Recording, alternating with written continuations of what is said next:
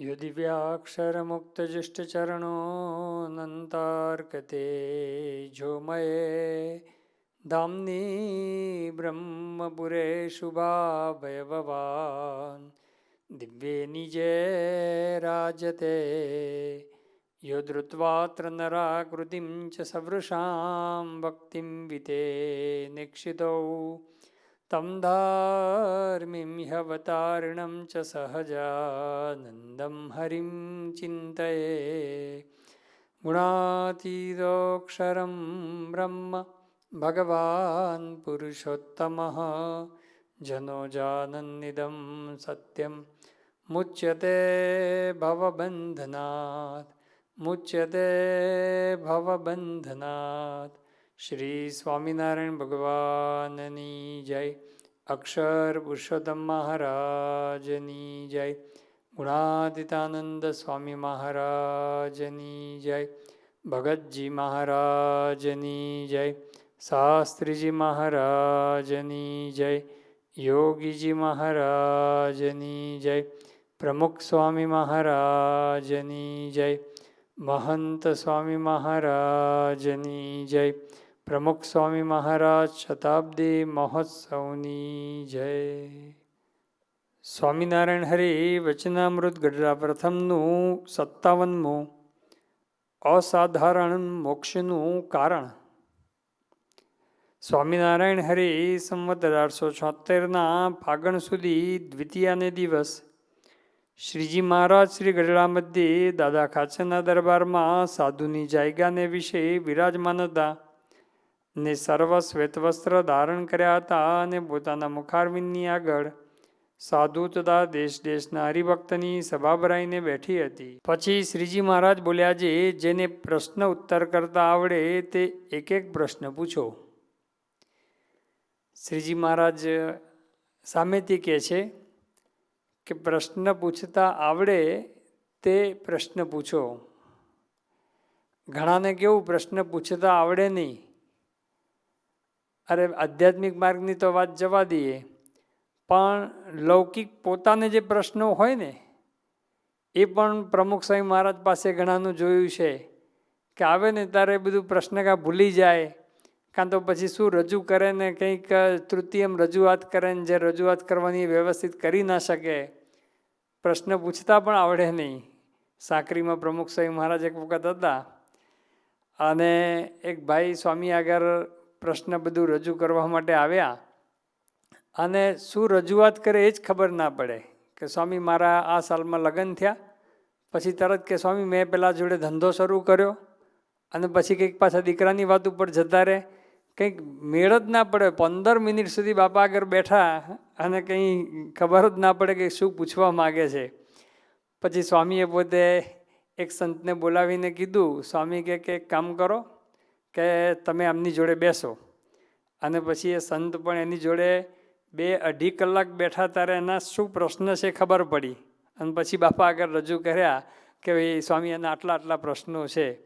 એટલે પોતાને જે પ્રશ્નો હોય એ પણ એ રજૂ કરતા ના આવડે તો આધ્યાત્મિક માર્ગની અંદર તો એટલા માટે શ્રીજી મહારાજ કે પ્રશ્ન પૂછતા આવડે એ પૂછો.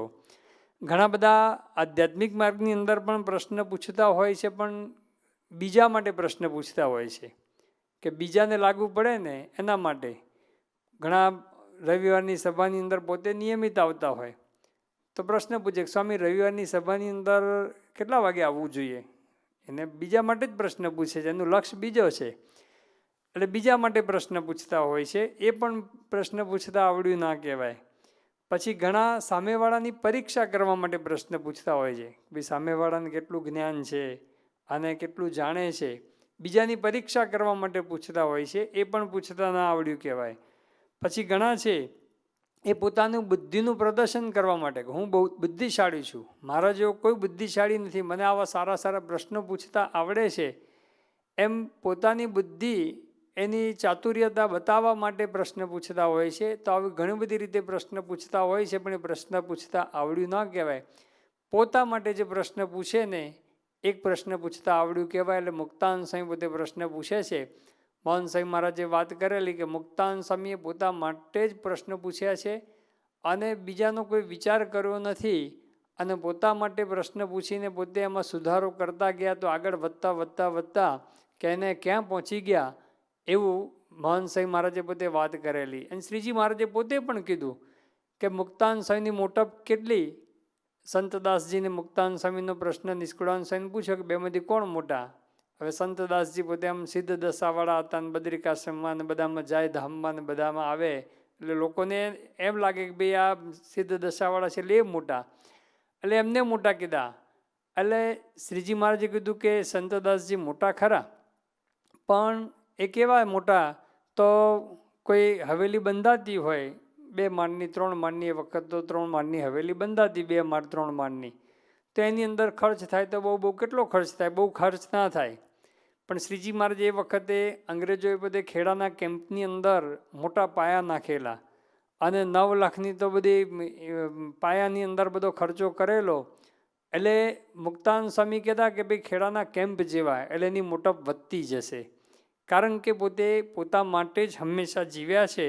એટલે અહીંયા મુક્તાનંદ સ્વામી પોતા માટે પ્રશ્ન પૂછે છે. તો શ્રીજી મહારાજે કીધું પ્રશ્ન પૂછતા આવડે, એક પ્રશ્ન પૂછો. તો મુક્તાનંદ સ્વામી પ્રશ્ન પૂછે છે. પછી મુક્તાનંદ સ્વામીએ પૂછ્યું છે, હે મહારાજ, મોક્ષનું અસાધારણ કારણ તે શું છે? પછી શ્રીજી મહારાજ બોલ્યા છે, ભગવાનના સ્વરૂપનું જ્ઞાન અને ભગવાનનું મહાત્મ્ય જાણવું એ 2 અસાધારણ મોક્ષના હેતુ છે. મુક્તાનંદ સ્વામી પ્રશ્ન પૂછે છે કે મોક્ષનું અસાધારણ કારણ, સાધારણ કારણ અને અસાધારણ કારણ. અસાધારણ કારણ એટલે કે જેના વગર મોક્ષ ન થાય એ અસાધારણ કારણ કહેવાય. જેમ ઘડો બનાવવો હોય તો માટી છે એ આવશ્યક છે, એના વગર ઘડો ન બને. કુંભાર છે એના વગર ઘડો ન બને. એટલે જેના વગર જે વસ્તુ ન જ બને એ વસ્તુ માટે એ અસાધારણ કારણ કહેવાય. બીજા બધા કેવા છે કે ભાઈ જેમ છે ગધેડો છે, સાધારણ કારણ કહેવાય, કારણ કે માટી તો ગધેડા ઉપર એ લાવે ને કુંભાર પોતે જાતે ખોદીને તગારામાં ઉચકીને પણ લઈ આવી શકે. એના માટે કંઈ ગધેડો જોઈએ જેવું જરૂર નથી, પણ હોય તો એને સુગમ પડે, સારું પડે લાવવાની અંદર, તે બધા સાધારણ કારણ કહેવાય. પણ અસાધારણ કારણ કે જેના વગર ચાલે નહીં. જેમ બટાકાનું શાક કરવું હોય તો બટાકાનું શાક કરવું હોય તો બટાકા છે અનિવાર્ય કહેવાય. પછી કદાચ બીજા બધા મસાલા છે, એ બીજા બધા મસાલા થોડા ઓછા વધતા હોય તો ચાલે, હોય તો સારું લાગે, સ્વાદિષ્ટ લાગે, પણ બટાકા છે અનિવાર્ય છે. તો મુક્તાનંદ સ્વામી કહે છે કે મોક્ષનું અસાધારણ કારણ કે જેના વિના મોક્ષ થાય જ નહીં એ કયું છે, એનું સાધન બતાવો.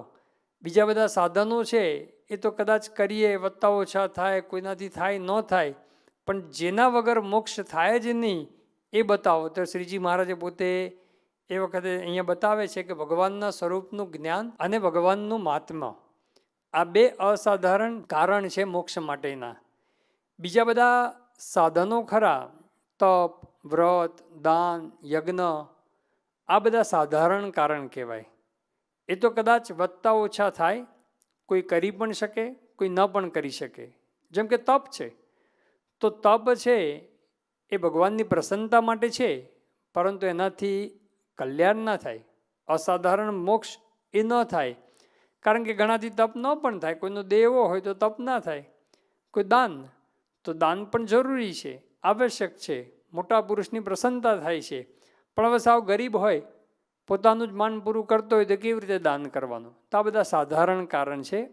શ્રીજી મહારાજે અસાધારણ કારણની અંદર ભગવાનના સ્વરૂપનું જ્ઞાન અને ભગવાનનું મહાત્મ્ય, આ 2 સાધન બતાવે છે. એમાં પહેલું વાત બતાવી ભગવાનના સ્વરૂપનું જ્ઞાન. ગુણાતીતાનંદ સ્વામીએ પહેલા પ્રકરણની 165મી વાતમાં લખ્યું કે ભગવાનની આજ્ઞા પાડવી, ભગવાનનું સ્વરૂપ સમજવું અને આ સંતનું સ્વરૂપ સમજવું, એની અંદર ભગવાન રાજી ને રાજી છે અને એને ધન્ય છે, ધન્ય છે ને ધન્ય છે.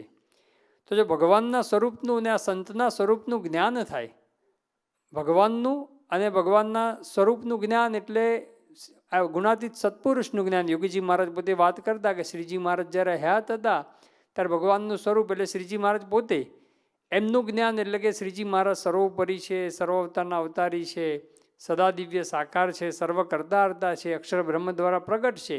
આ ભગવાનના સ્વરૂપનું જ્ઞાન કહેવાય. અને વર્તમાન કાળે એમના સ્વરૂપ સમાન એ સત્પુરુષ મહંત સ્વામી મહારાજ, એમના સ્વરૂપનું જ્ઞાન આ જો સમજીએ તો એની અંદર ભગવાન રાજીને રાજી છે, એને ધન્ય છે અને ધન્ય છે એવું કીધું. ચોથા પ્રકરણની 57મી વાતમાં ગુણાતીતાનંદ સ્વામીએ કીધું, શ્રીજી મહારાજની કહેલી વાત કહી કે મહારાજે કહ્યું કે મંદિર સોના ના થાય અને ગાળા મળે રૂપિયા આવે તો પણ ભગવાન રાજી ના થાય. ક્યારે રાજી થાય? તો કહે છે કે ભગવાનનું સ્વરૂપ સમજવું, મહારાજનું સ્વરૂપ સમજવું, એણે કરીને મહારાજ પોતે રાજી થતા હોય છે. તો ભગવાનના સ્વરૂપના જ્ઞાને કરીને ભગવાન જેવા રાજી થાય એવા બીજા સાધને કરીને રાજી થતા નથી. સાધને કરીને પ્રસન્નતા છે નથી એવું નહીં, પણ મુખ્ય છે એ ભગવાનના સ્વરૂપનું જ્ઞાન છે. ત્રીજા પ્રકરણની 38મી વાતમાં પણ ગુણાતીતાનંદ સ્વામીએ કીધું કે મોરે તો અનેક પ્રકારે મહારાજનો રાજીપો હતો. એટલે ધ્યાન કરવું ને બધું કંતાન પહેરાવ્યા અને બધા જાત જાતના પ્રકરણો ફેરવ્યા. તો જ્યારે જે પ્રકરણ શ્રીજી મહારાજે ફેરવ્યા એ વખતે એમનો રાજીપો હતો. પણ વર્તમાન કાળે શેમાં રાજીપો છે? તે વખતે સ્વામીએ કીધું કે નટની માયાના વચનામૃતની અંદર, એટલે કે પંચાળાના 7મા વચનામૃતની અંદર ભગવાનનું સ્વરૂપ જેવી રીતે કહ્યું છે નિર્દોષ દિવ્ય, એવું આ સાધુનું સ્વરૂપ પણ સમજવું, એમાં ભગવાન પોતે રાજી છે. તો આવી રીતે ભગવાનના સ્વરૂપનું જ્ઞાન જો થાય તો ભગવાન રાજી થતા હોય છે. તો ભગવાનના સ્વરૂપનું જ્ઞાન શ્રીજી મહારાજે મધ્યના 13મા વચનાની અંદર કહ્યું કે એ સ્વરૂપને તમે પણ દેખો છો પણ તમારા સમજવામાં પરિપૂર્ણ આવતું નથી. એટલે આપણને સ્વરૂપનું યથાર્થ જ્ઞાન નથી, જોઈએ છે છતાં પણ યથાર્થ જ્ઞાન થતું નથી. મોહન સ્વામી મહારાજના આપણે દર્શન કરીએ છીએ, બધું કરીએ છીએ, પણ એમના સ્વરૂપનું જો યથાર્થ જ્ઞાન થાય એ વસ્તુ જુદી છે. મુક્તાનંદ સ્વામી અહીંયા પ્રશ્ન પૂછ્યો કે મોક્ષનું અસાધારણ કારણ. અંત્યના 36મા વચનાવળની અંદર શુકમુનિ પોતે પ્રશ્ન પૂછે છે કે કલ્યાણનું અસાધારણ સાધન એ શું છે? તો ત્યાં પણ શ્રીજી મહારાજ પોતે આ ભગવાનના સ્વરૂપના એ જ્ઞાનની જ વાત કરે છે. ત્યાં આગળ શ્રીજી મહારાજ પોતે જણાવે છે આ જીવને કલ્યાણનું અસાધારણ સાધન શું છે? મહારાજ પોતે પ્રશ્ન પૂછે છે અને ત્યાં મહારાજ પોતે જવાબ આપે છે, પુરુષોત્તમ ભગવાનને બ્રહ્મજ્યોતિના સમૂહને વિશે અનાદિ સાકાર મૂર્તિ સમજવા ને તેના જ સર્વે અવતાર છે એમ સમજીને તે પ્રત્યક્ષ ભગવાનનો જે તે ભાવે કરીને આશ્રય કરવો અને ધર્મે સહિત ભગવાનની ભક્તિ કરવી એ કલ્યાણનું, અને તેવી ભક્તિયુક્ત જે સાધુ તેનો સંગ કરવો એ કલ્યાણનું અસાધારણ સાધન છે. એટલે કે અક્ષરધામમાં જે ભગવાનનું સ્વરૂપ છે એને સાકાર સમજવા અને એ ભગવાનના સર્વે અવતાર છે, એટલે કે સર્વોપરી ભગવાનને સમજવા. અને સર્વોપરી સમજો એટલે સર્વ કરતારતા પણ આવી જ જતું હોય છે. અને ભગવાનને અહીંયા અવતાર ધારણ કરે છે એને ભગવાનનો પ્રત્યક્ષ ભાવે આશ્રય કરવો એટલે ભગવાનને પ્રગટ સમજવા. એટલે આ ઉપાસનાના બધા જ મુદ્દા આવી ગયા. આવી રીતે જે ભગવાનના સ્વરૂપનું જ્ઞાન એ શ્રીજી મહારાજ કે કલ્યાણનું અસાધારણ સાધન છે. તો અહીંયા પણ શ્રીજી મહારાજ એ જ વાત બતાવે છે કે કલ્યાણનું અસાધારણ સાધન એ ભગવાનના સ્વરૂપનું જ્ઞાન છે. લોયાના 7મા વચનાવળમાં શ્રીજી મહારાજે કીધું કે ઋતે જ્ઞાનાન્ન મુક્તિ તમેવ વિદિત્વા અતિમૃત્યુમેતિ નાન્ય પંથા વિદ્યતે અયનાય. કે જ્ઞાન વગર મુક્તિ નથી. અને પછી બીજી શ્રુતિ કહે છે કે તમ એવ વિદિત્વા, એ પરબ્રહ્મને વિદિત્વા એટલે કે જાણીને એમનું જ્ઞાન દ્રઢ કરીને અતિમૃત્યુમ એતિ, મૃત્યુને પાર કરી શકાય છે, ભવસાગર પાર કરી શકાય છે. નાન્ય પંથા, આ સિવાય બીજો કોઈ માર્ગ નથી. ભગવાનના સ્વરૂપને જાણવું, ભગવાનના સ્વરૂપનું જ્ઞાન પ્રાપ્ત કરવું એ સિવાય બીજો કોઈ માર્ગ નથી આ મૃત્યુને પાર કરવા માટે, ભવસાગર પાર કરવા માટે. તો ત્યાં પણ શ્રીજી મહારાજ પ્રત્યક્ષ ભગવાનના સ્વરૂપના જ્ઞાનની જ વાત કરે છે કે પ્રત્યક્ષ ભગવાનના સ્વરૂપનું જ્ઞાન થાય એણે કરીને આ માયા પાર થવાય છે. પંચાળાના 7મા વચનામાં પણ શ્રીજી મહારાજે કીધું કે અક્ષરધામની અંદર ભગવાનનું જેવું સ્વરૂપ રહ્યું છે તેવું જ પૃથ્વીને વિશે સ્વરૂપ ભગવાનનું સ્વરૂપ રહ્યું છે. એવી રીતે ભગવાનનું સ્વરૂપ સમજવું, પણ એ અક્ષરધામને વિશે જે ભગવાનનું સ્વરૂપ છે અને આ સ્વરૂપ છે એટલે કે પ્રત્યક્ષ સ્વરૂપ છે એ બંનેની અંદર કાંઈ જ ભેદ નથી. આવું જેને ભગવાનના સ્વરૂપનું જ્ઞાન થયું, શ્રીજી મહારાજ કે એને તત્વે કરીને ભગવાનના સ્વરૂપનું જ્ઞાન થયું જાણવું અને એને જ એકાંતિક ભક્ત કહીએ અને એને જ માયાની નિવૃત્તિ થઈ જાણવી.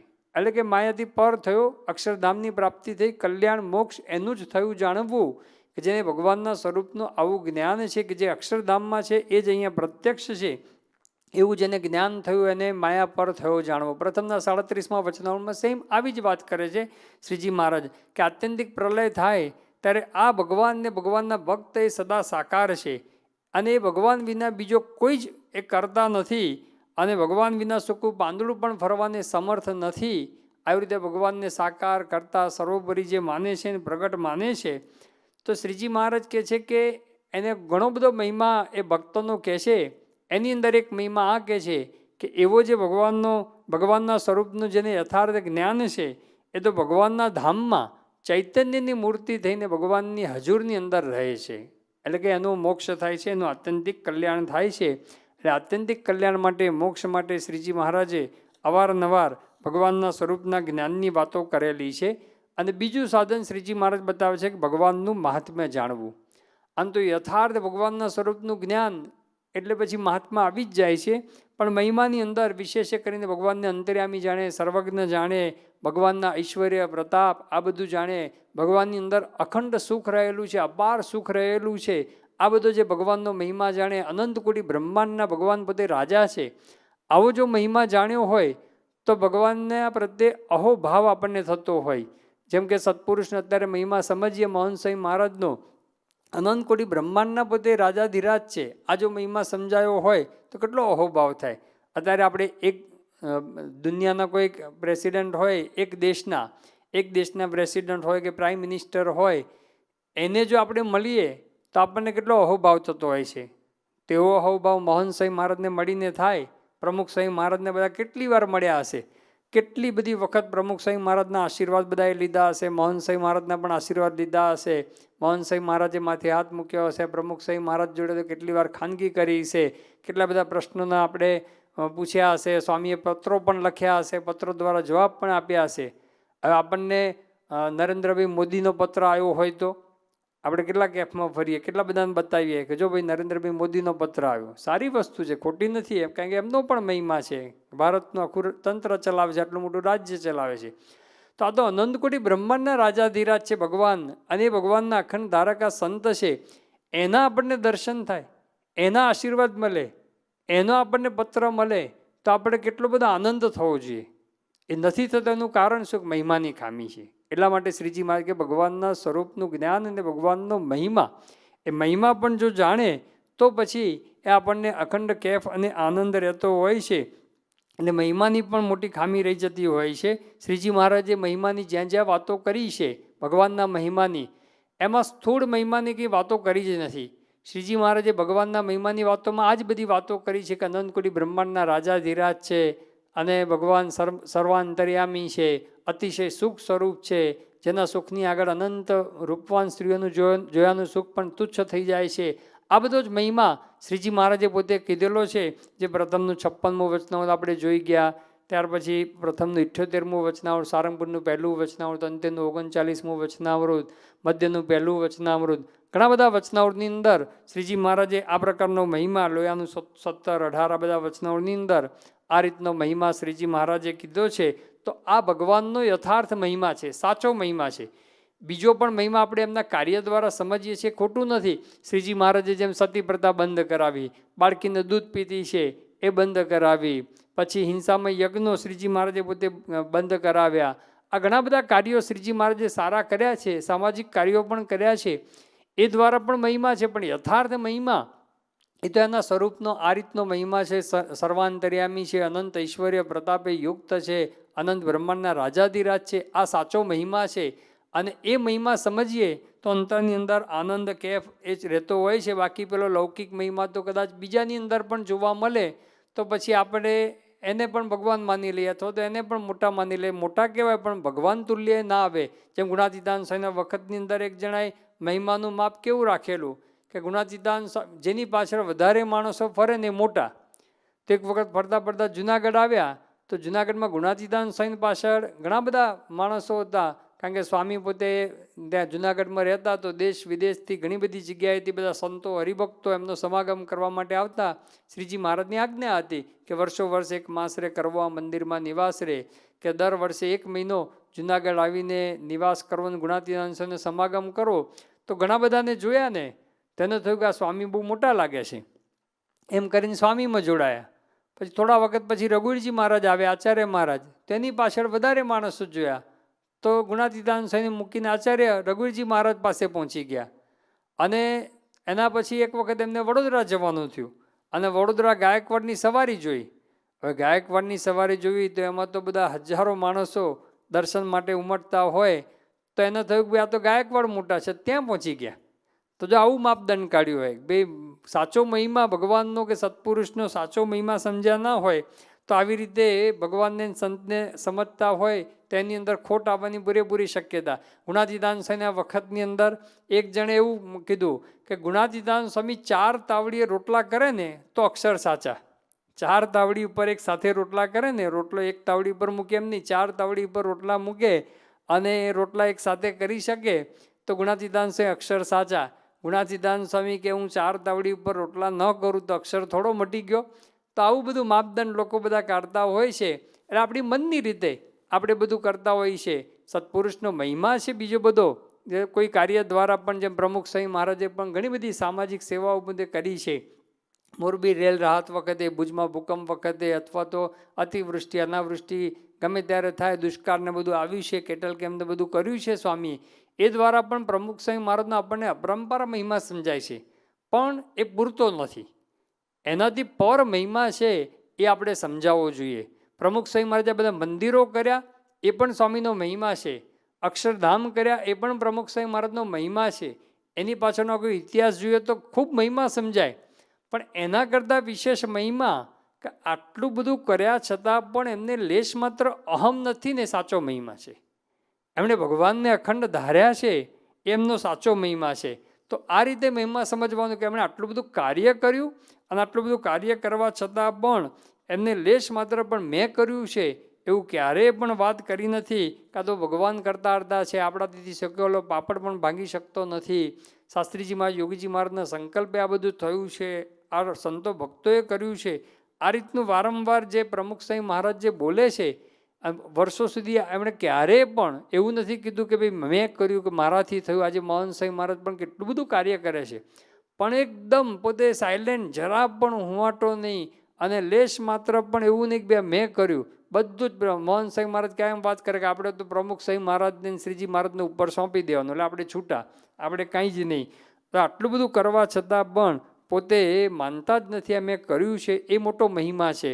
તો આવી રીતે સત્પુરુષનો સાચો મહિમા અને ભગવાનનો સાચો મહિમા, અનંત કોટી બ્રહ્માંડના રાજાધિરાજ છે અને સર્વ કરતા હર્તા છે, સર્વાંતર્યામી છે, અનંત ઐશ્વર્ય પ્રતાપે યુક્ત છે, છતાં પણ દાસના દાસ થઈને રહેશે.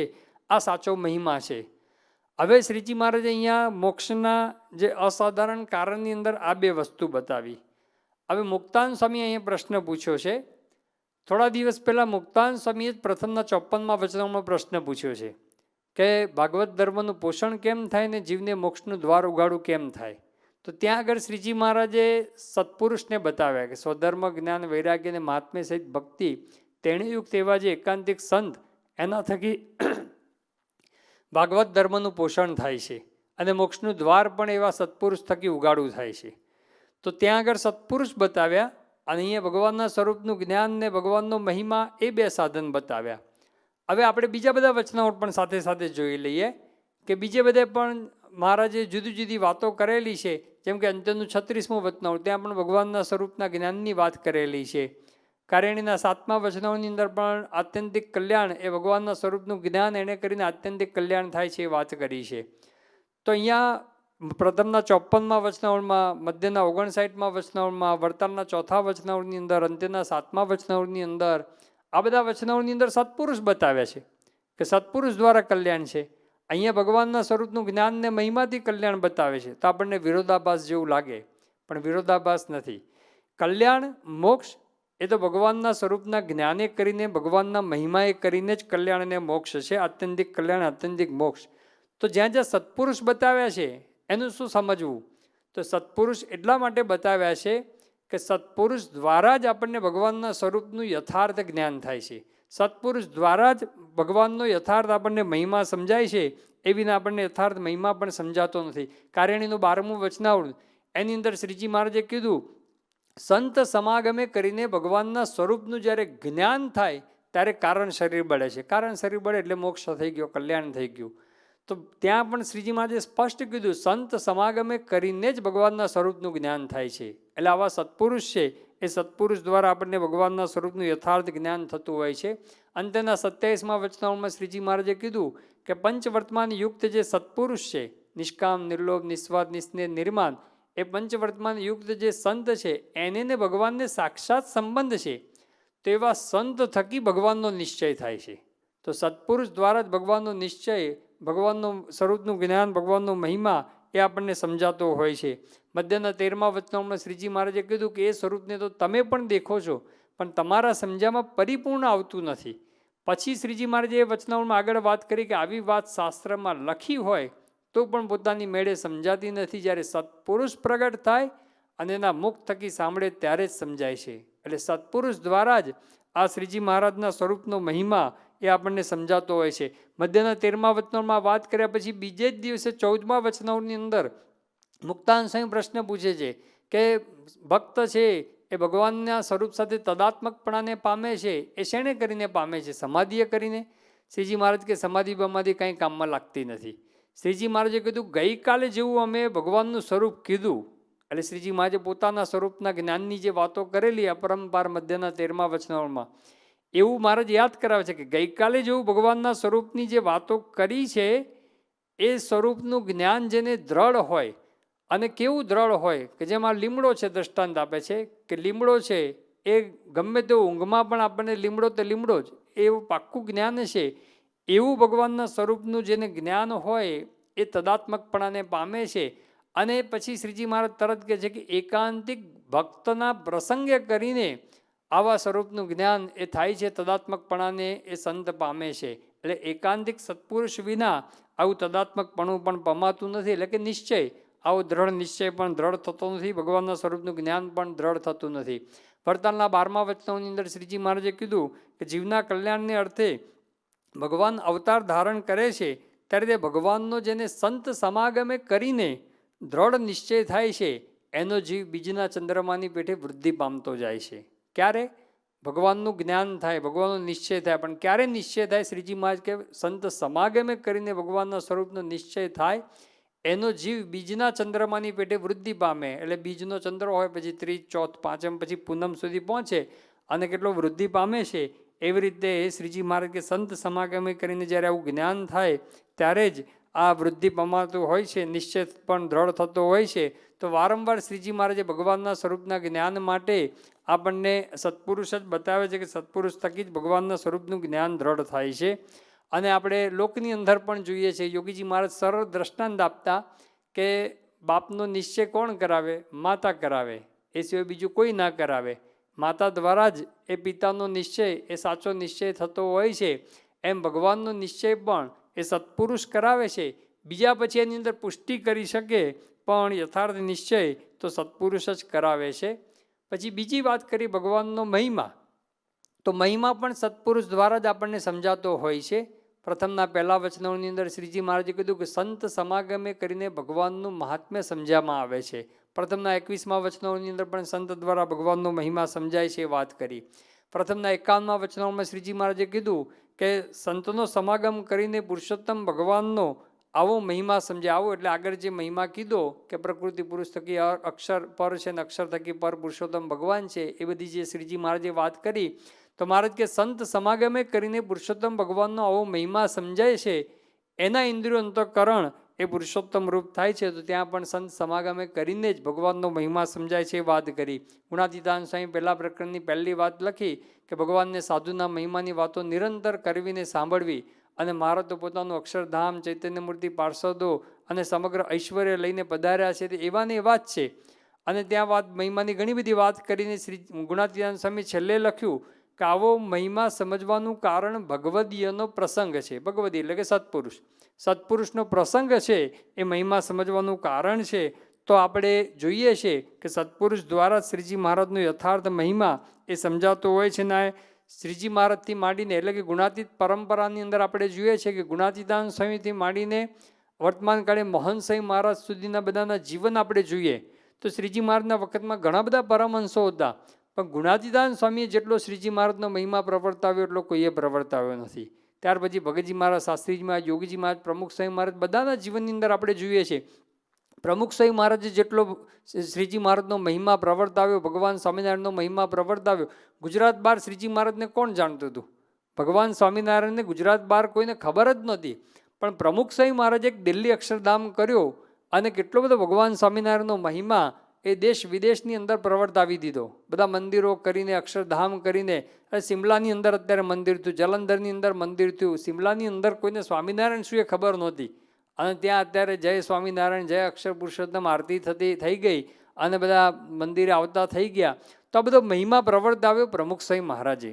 તો આપણને સમજાય છે કે સત્પુરુષ થકી આવો ભગવાનનો મહિમા એ પ્રવર્તતો હોય છે.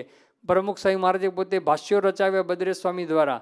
તો અત્યારે કેટલો બધો વિદ્વત જગતની અંદર મોટા મોટા વિદ્વાનો, અત્યારે તિરુપતિની અંદર હમણાં થોડા દિવસ પહેલાં જ બદ્રેશ સ્વામી પોતે મોટા વિદ્વાનો પાસે સાથે શાસ્ત્રાર્થ કર્યો, અને ત્યાં આગળ પણ અક્ષર પુરુષોત્તમ ભાષ્ય એ કોર્સની અંદર એ પણ આવી ગયા. તો આ મોટા મોટા વિદ્વાનો અમેરિકાની અંદર ને ઇંગ્લેન્ડની અંદર, કેનેડાની અંદર અને ભારતની અંદર, બનારસમાં, કાશીની અંદર ને બધે મોટા મોટા વિદ્વાનો એ પોતે પણ આ સ્વામિનારાયણ ભગવાન છે અને અક્ષર પુરુષોત્તમ તત્વજ્ઞાન એ જાણતા થયા એ સત્પુરુષના પ્રતાપે કરીને. તો જો સત્પુરુષ એ કાર્ય એવા કરે છે એ દ્વારા લોકોને આ બધો મહિમા સમજાતો હોય છે, તો સત્પુરુષ દ્વારા જ ભગવાનનો આવો મહિમા સમજાય છે. જે મોહન સ્વામી મહારાજ એવું કાર્ય કરે છે એક દ્વારા કેટલું બધાના જીવનની અંદર અક્ષર પુરુષોત્તમની નિષ્ઠા એ દ્રઢ થઈ ગઈ. આરતી દ્વારા, સત્સંગ દીક્ષા દ્વારા, આ બધા દ્વારા મોહન સ્વામી મહારાજે બધાના જીવની અંદર ભગવાનનો મહિમા અને અક્ષર બ્રહ્મનો મહિમા, અક્ષર અને પુરુષોત્તમનો મહિમા બધાના જીવની અંદર દ્રઢ કરાવી દીધો. તો સત્પુરુષ દ્વારા જ આ ભગવાનના સ્વરૂપનું જ્ઞાન થાય છે, અને સત્પુરુષ દ્વારા જ ભગવાનનો યથાર્થ મહિમા પણ સમજાતો હોય છે. એટલે જ્યાં જ્યાં વાતો કલ્યાણ માટે બધી જુદી જુદી કરી હોય, પણ અંતે તો ભગવાનના સ્વરૂપનું જ્ઞાન, ભગવાનનો મહિમા એના દ્વારા કલ્યાણ છે. પણ એ જ્ઞાન અને મહિમા પણ સત્પુરુષ દ્વારા જ એ દ્રઢ થતો હોય છે. એટલા માટે શ્રીજી મહારાજે વારંવાર ભાર સત્પુરુષ ઉપર મૂકેલો છે કે સત્પુરુષનો સમાગમ કરે, એનો પ્રસંગ કરે તો મોક્ષનું દ્વાર ઉગાડું થતું હોય છે, અને એ જ કલ્યાણકારી છે. મધ્યના 59માં વચનાવળમાં કીધું, પણ એના મૂળની અંદર આ છે કે સત્પુરુષ દ્વારા ભગવાનનો મહિમા સમજાય છે. હવે મધ્યનું 62મું વચનાવળ એક જોઈએ. તો મધ્યના 62મા વચનાવળમાં રઘુજી મહારાજે પ્રશ્ન પૂછ્યો કે જીવને કલ્યાણ કેવી રીતે થાય? તો શ્રીજી મહારાજે કીધું કે જીવના કલ્યાણને અર્થે તો દેહ, ધન, ધામ, કુટુંબ, પરિવાર એ ભગવાનની સેવાને અર્થે સર્વસ્વ અર્પણ કરી દે તેના જીવનું કલ્યાણ થાય. તો ત્યાં તો આવી વાત કરી કે દેહ, ધન, ધામ, કુટુંબ, પરિવાર બધું સર્વસ્વ અર્પણ કરવાની વાત કરી. પણ એ સર્વસ્વ અર્પણ ક્યારે થાય? એના માટે લોયાનું ત્રીજું વચનાવળ જોવું પડે. લોયાના ત્રીજા વચનાવળમાં શ્રીજી મહારાજે કીધું કે ભગવાનને સંતનો જેને મહાત્મ્ય સહિત નિશ્ચય હોય તો ભગવાનને સંતને અર્થે શું ન થાય? મહારાજ કે ત્યાં ભગવાનને સંતને અર્થે એ કુટુંબનો ત્યાગ કરે, લોકલાજનો ત્યાગ કરે, રાજ્યનો ત્યાગ કરે, સુખનો ત્યાગ કરે, ધનનો ત્યાગ કરે, સ્ત્રીનો ત્યાગ કરે, સ્ત્રી હોય તે પુરુષનો ત્યાગ કરે, પુરુષ હોય તે સ્ત્રીનો ત્યાગ કરે. એટલે ટૂંકમાં સર્વસ્વ ત્યાગ કરવા માટે તૈયાર થાય જો ભગવાનને સંતનો મહિમા હોય તો. જો મહિમા હોય તો સર્વસ્વ સમર્પણ થાય. અને મહિમાની વાત તો આપણે જોઈ ગયા કે સત્પુરુષ થકી મહિમા દ્રઢ થતો હોય છે. તો સત્પુરુષના સમાગમ થકી મહિમા જ સમજાય છે, અને મહિમા સમજાય તો સર્વસ્વ સમર્પણ થતું હોય છે. એ વાત મહારાજે લોયાના ત્રીજા વચનાવળમાં કરી. એટલે અંતે તો મહિમા ઉપર અને સ્વરૂપના જ્ઞાન ઉપર આવીને ઊભું રહે છે, અને એ પણ સત્પુરુષના સમાગમથી જ બધું દ્રઢ થતું હોય છે. એ શ્રીજી મહારાજે આપણને વારંવાર સમજાવેલું છે. તો અહીંયા પણ મુક્તાનંદ સ્વામી જે પ્રશ્ન પૂછ્યો કે અસાધારણ મોક્ષનું કારણ, તો મહારાજ કહે છે ભગવાનના સ્વરૂપનું જ્ઞાન અને ભગવાનનું મહાત્મ્ય જાણવું એ બે મોક્ષના અસાધારણ કારણ છે.